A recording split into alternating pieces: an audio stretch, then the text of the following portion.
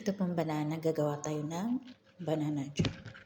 Siyempre, yan, i-slice muna natin bago natin i-blender. Ganyan lang ang pagka-slice ko dyan, guys. Para pag na-blender na siya, pinong-pinong na kinalabas na.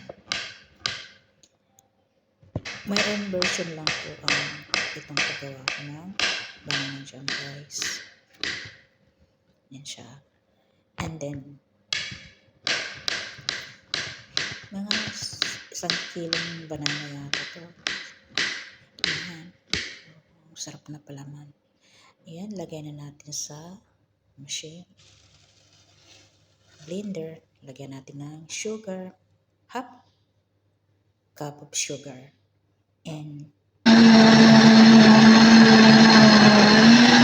natin blender, guys. Ayan, kawali. Lagyan na natin. May konting butter dun sa kawali. Ayan, lagyan natin ng butter. Kalahating basong melt na butter, guys. And lagyan natin ng lemon juice konti. At syempre, food color. Ayaw ko naman ng sobrang kulay, guys. Parang light lang siya. Ayan.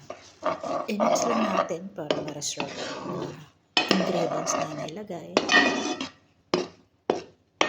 Panalo talagang lasa nito, guys, pang palaman. Yan siya, guys. Medyo dry na. Yan. Diba? Sarap pampalaman.